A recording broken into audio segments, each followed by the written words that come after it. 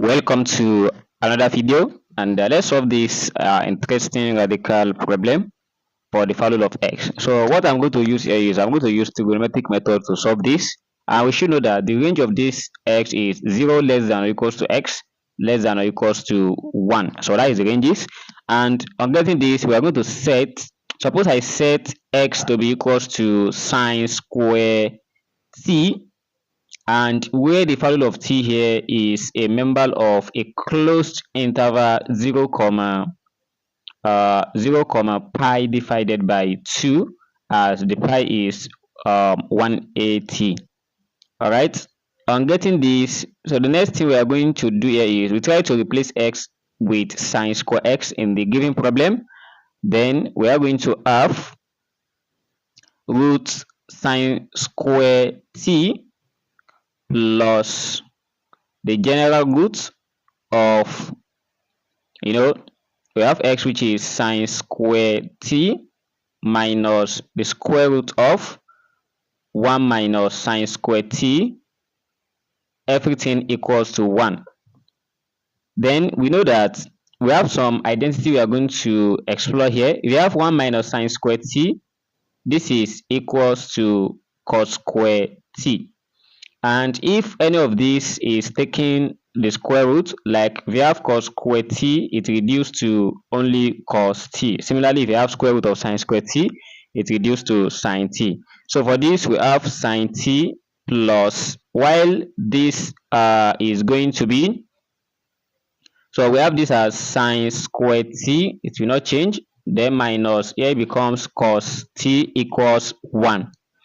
And if I transfer sine t to the other side, we have this as the root of sine square t minus cos t equals 1 minus sine t.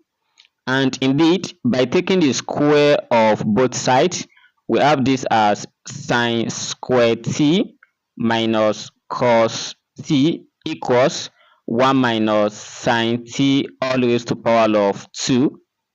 And the expansion of the right hand side becomes, this still remains sine square t minus cos t equals, when we expand this, we are going to get 1 minus 2 sine t plus sine square t. Yeah, so that is what we are going to have when we expand that one. And you can check the left hand side and the right hand side. We have sine square t common, and we are going to cancel this sine square t at the two sides. So by cancelling that, we are going to have the remaining terms here, which is, when we collect 2 sine t to the left hand side, we have 2 sine t minus cos t equals 1. And on getting this, the next thing we are going to do here is, looking at this, we cannot do anything, but there's a way we are going to further with this. So we just try to take the square of both sides. All right, so by squaring these two, we have this as 2 sine t minus cos t all raised to power of 2 equals 1 square. Again, when we expand this, we have 4 sine t, and we have this as minus, again we have minus 4 sine t cos t plus cos square t equals 1. And this cos square t we can let it be in form of sine square t, considering the identity above. Here we have 4 sine square t, and this becomes plus 1 minus sine square t minus 4 sine t cos t equals 1. And again, this one can be reduced to 3 sine square t, and 1 will cancel 1. Then we are going to have this as minus 4 sine t cos t equals 0. Then what is coming here is sine t. We can factor it out. Here we have sine t bracket, and here reduced to 3 sine t minus 4 cos t equals 0. And obviously we have, therefore, sine t equals 0, or we can still have 3 sine t minus 4 cos t equals 0. So for the first one, we can get the value of t here when we take the sine inverse of both sides. So and the sine inverse of 0 is still 0. So therefore t equals to 0. And if t equals to 0, to get the value of x here, we take it back to when we assume that x equals sine squared t. So by replacing t, which is 0, we have sine square of 0, and here is x equals 0. Then x is equal to 0 does not satisfy. We cancel this, or let's say we neglect that one, and let's deal with this.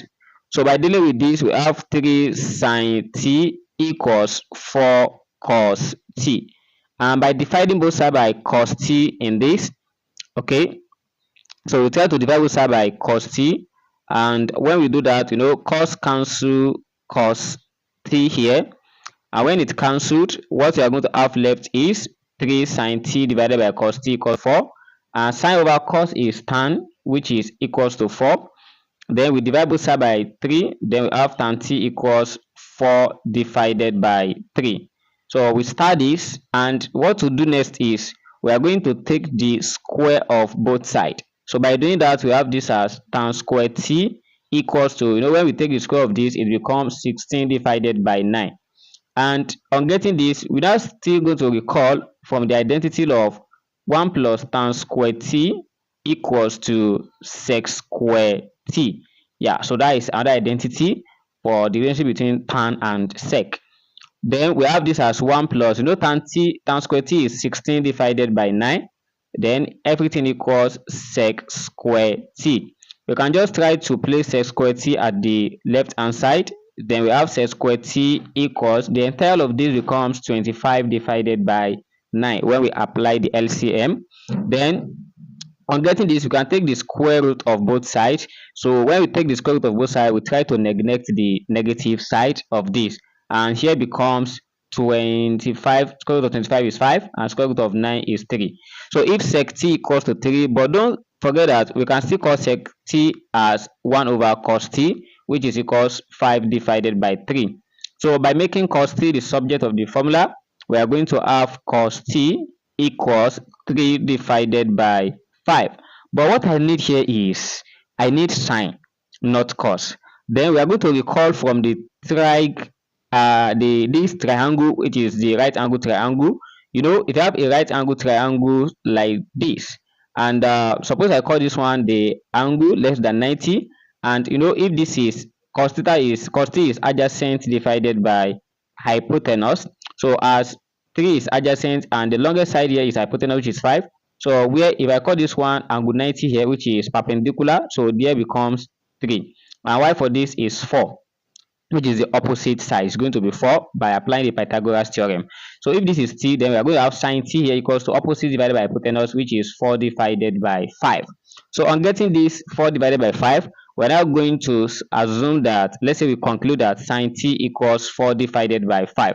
Then when we take the square of both sides, okay, we are going to have this as sine square t equals 16 divided by 25, and which gives the result of sine square t. And where we call is when we set sine square t to be equal to x, therefore x is equals 16 divided by 25. This is the value of x.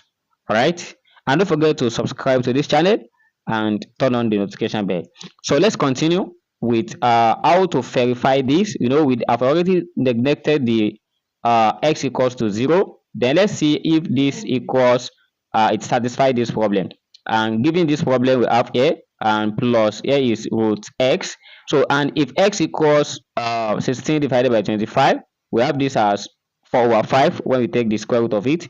Then we have this as plus, and here is the root of x still remain 16 divided by 25 here, minus the whole of this becomes 1 minus 16 over 25.